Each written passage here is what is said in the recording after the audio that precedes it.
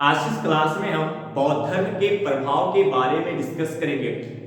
बौद्ध धर्म का प्रभाव यूपीएससी प्री और मेंस एग्जाम दोनों के लिए इंपॉर्टेंट है। बौद्ध धर्म के प्रभाव के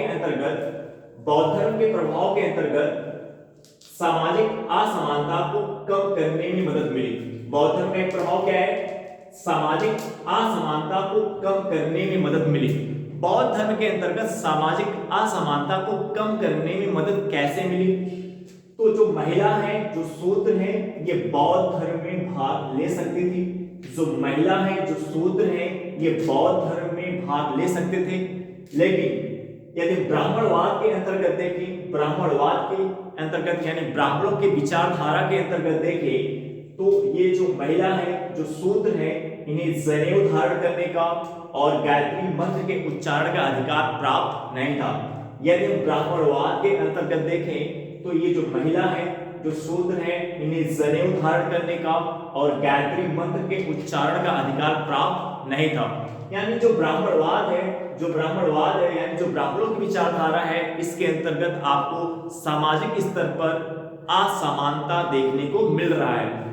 और इन महिला का और इस शूद्र का जो समाज में स्थान है, जो पहचान है, वो क्या है? निम्न पहचान है। यदि हम ब्राह्मणवाद के एंगल से देखें, तो समाज में महिला और शूद्र की जो पहचान है, वो क्या है? निम्न पहचान है। लेकिन बौद्ध धर्म ने इन महिलाओं को, इन शूद्र को इस निम्न पहचान से मुक्ति प्राप्त की। लेकिन बौद्ध धर्म ने महिलाओं को, शूद्र को इस निम्न पहचान से क्या किया? मुक्त किया। लेकिन बौद्ध धर्म ने महिलाओं को, शूद्र को इस निम्न पहचान से क्या किया? मुक्त किया। इसके साथ ही साथ हम यहाँ पे देखें तो पाएंगे कि बौद्ध धर्म ने मजदूर श्रमिक का तिरस्कार नहीं किया। यहाँ पे आप देख सकते हैं, बौद्ध धर्म ने मजदूर श्रमिक का तिरस्कार नहीं किया। फॉर एग्जाम्पल उदाहरण के तौर पे आप देख सकते हैं, बोध गया से प्राप्त दूसरी शताब्दी की मूर्ति कला में बुद्ध को बैल के साथ जुताई करते दर्शाया गया है। आपने कहा कि बौद्ध धर्म जो है मजदूर श्रमिक का तिरस्कार नहीं करता। ये जो बौद्ध धर्म है, ये मजदूर श्रमिक का तिरस्कार नहीं करता। कैसे पता चलता है? हमें कैसे पता चलता है कि जो बौद्ध धर्म है वो मजदूर श्रमिक का तिरस्कार नहीं करता? तो यहाँ पे आप देखेंगे, एग्जाम्पल के तौर पे आप देखें तो पाएंगे कि बोध गया कहाँ पे? बिहार में है। बोध गया कहाँ पे? बिहार में है। बोध गया से प्राप्त दूसरी शताब्दी की मूर्ति कला में बुद्ध को बैल के साथ जुताई करते दर्शाया गया है। तो इस एग्जाम्पल से, इस उदाहरण से स्पष्ट हो जा रहा है कि जो बौद्ध धर्म है वो मजदूर श्रमिक का तिरस्कार नहीं, बौद्ध धर्म जो है वो मजदूर श्रमिक का तिरस्कार नहीं करता। ठीक है, अब हम बात करेंगे अहिंसा। तो बौद्ध धर्म का जो दूसरा प्रभाव है, आप देखेंगे कि बौद्ध धर्म ने अहिंसा के सिद्धांत पर बल दिया। बौद्ध धर्म ने अहिंसा के सिद्धांत पर बल दिया। क्यों बौद्ध धर्म ने अहिंसा के सिद्धांत पर जो बल दिया, उसके पीछे का क्या कारण है?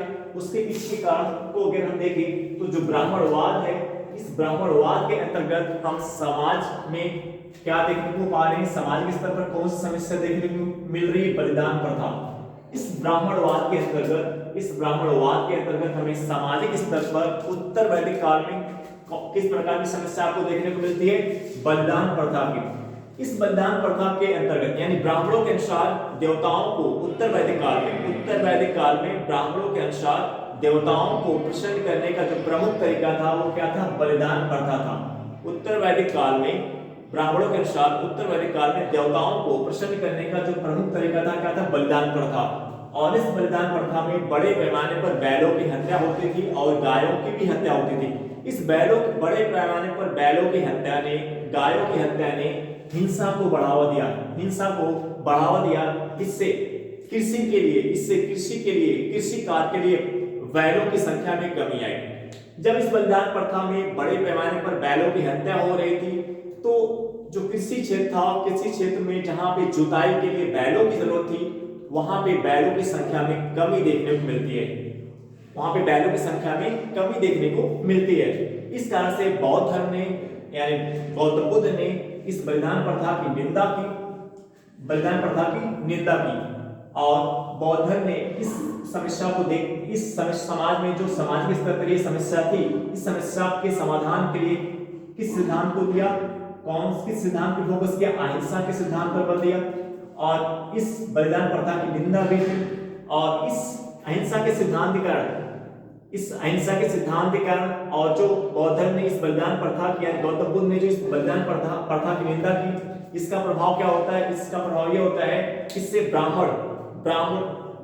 जो ब्राह्मण धर्म है उस ब्राह्मण धर्म में सुधार देखने को मिलता है। बौद्ध धर्म के इस अहिंसा के सिद्धांत के कारण और इस बलिदान प्रथा की जो गौतम बुद्ध ने निंदा की, इसका रिजल्ट क्या होता है? इसके प्रभाव स्वरूप हम देखने को पाते हैं कि जो ब्राह्मण धर्म है उसमें हमें सुधार देखने को मिलता है और ब्राह्मणों ने पशु धन की सुरक्षा पर बल देना शुरू कर दिया।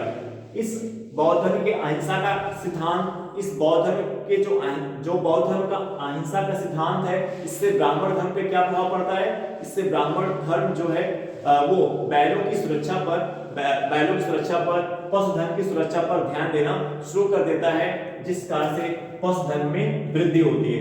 तो बौद्ध धर्म के दूसरे प्रभाव में जो आप देख रहे हैं कि जो बौद्ध धर्म ने अहिंसा का सिद्धांत दिया, इस अहिंसा के सिद्धांत से बलिदान प्रथा में कमी देखने को मिलती है और इससे हिंसा में कमी देखने को मिलती है और इससे पशुधन में क्या होती है? वृद्धि होती है। यानी जब ब्राह्मण धर्म में सुधार होता है, तो जब ब्राह्मण धर्म में सुधार होने का मतलब क्या हुआ कि अब जो ब्राह्मण है वो बैलों की आवश्यकता पर बल देने लगे और बैलों की सुरक्षा पर ध्यान देने लगे और इस कारण से पशुधन में क्या देखने को मिलती है? वृद्धि देखने को मिलती है।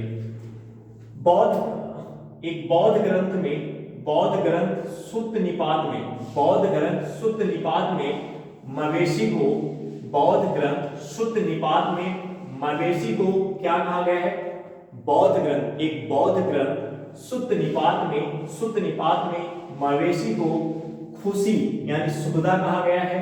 मवेशी को एक बौद्ध ग्रंथ सुत्त निपात में मवेशी को खुशी यानी सुखदा कहा गया है, शक्ति यानी बलदा कहा गया है, भोजन यानी अन्नदा कहा गया है, सौंदर्य यानी वंददा कहा गया है। अब यहाँ पे इस बौद्ध ग्रंथ से इन पशुधन के महत्व का पता चलता है। अब कहीं ना कहीं ये जो बौद्ध ग्रंथ में सुत्त निपात में इस पशुधन के बारे में, इस मवेशी के बारे में जो इनको खुशी यानी सुखदा कहा गया, शक्ति यानी बलदा कहा गया, भोजन यानी अन्नदा कहा गया, सौंदर्य यानी वंददा कहा गया, इससे पता चलता है कि कहीं ना कहीं सामाजिक स्तर पर जो बलिदान प्रथा थी, इस बलिदान प्रथा के अंतर्गत जो बैलों की हत्या होती थी और गायों की हत्या होती थी, इस समस्या के समाधान के लिए इस मवेशी के महत्व के बारे में बौद्ध ग्रंथ के अंतर्गत बताया जाता है कि इस मवेशी का कितना ज्यादा महत्व है, ये हमारे लिए कितना इंपॉर्टेंस, इसका कितना अधिक महत्व है। तो इस बौद्ध धर्म की विचारधारा के अंतर्गत बौद्ध धर्म ने जो इस अहिंसा के सिद्धांत पर बल दिया, इस समय पशुधन में वृद्धि देखने को मिलती है। एक प्रभाव बौद्ध धर्म का प्रभाव, जो दूसरा क्या अहिंसा, इस अहिंसा के सिद्धांत के अंतर्गत हमें पशुधन में वृद्धि देखने को मिलती है। तो एक पॉइंट ये हो गया। तीसरा अगर हम देखें तो प्रभाव क्या है? तर्कशीलता। बौद्ध धर्म ने तर्कशीलता पर बल दिया। बौद्ध धर्म ने तर्कशीलता पर बल दिया। तर्कशीलता का मतलब बौद्ध धर्म के अंतर्गत तर्कशीलता का मतलब क्या होता है कि आप किसी व्यक्ति की बात को सहजता से स्वीकार नहीं करें। आप किसी व्यक्ति की बात को सहजता से स्वीकार नहीं करें। उस व्यक्ति की बातों पर, उस व्यक्ति जो कह रहा है उसके गुणों पर बहस करो।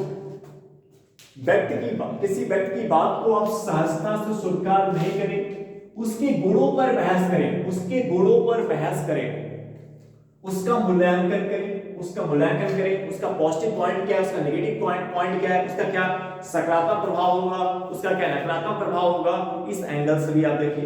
तो तर्कशीलता के अंतर्गत गौतम बुद्ध क्या बौद्ध धर्म किस पॉइंट पे फोकस कर रहे हैं? तर्कशीलता के अंतर्गत बौद्ध धर्म किस पे फोकस कर रहा है कि आप किसी व्यक्ति की बात को सहजता से स्वीकार नहीं करें, उसके गुणों पर बहस करें, उसका मूल्यांकन करें।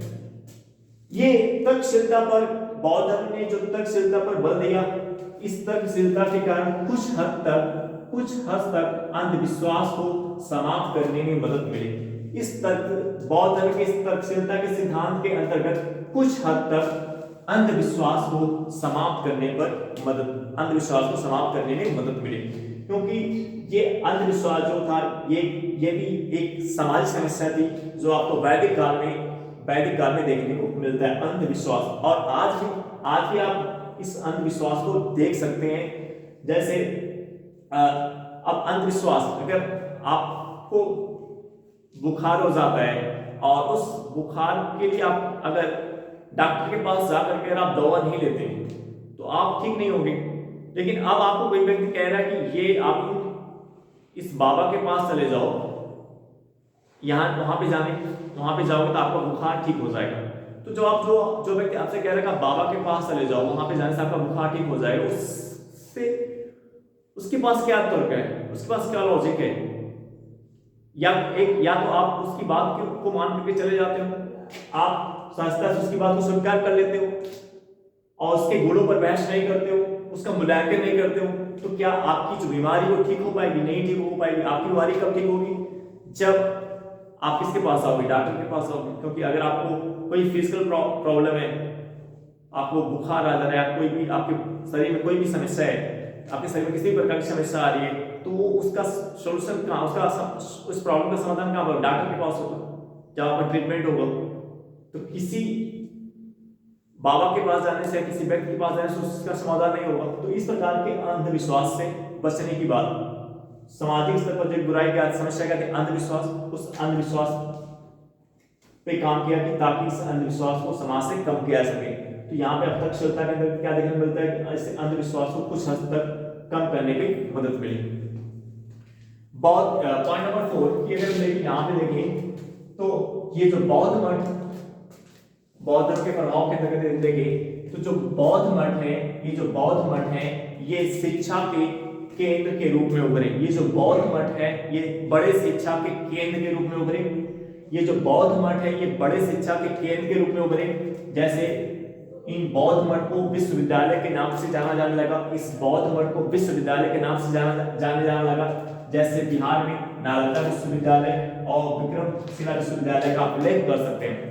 ये जो बौद्ध मठ है ये बड़े शिक्षा के केंद्र के रूप में उभरा और इसे विश्वविद्यालय के नाम से जाना जाने लगा। जैसे बिहार में आप नालंदा विश्वविद्यालय का और विक्रमशिला विश्वविद्यालय का उल्लेख कर सकते हैं।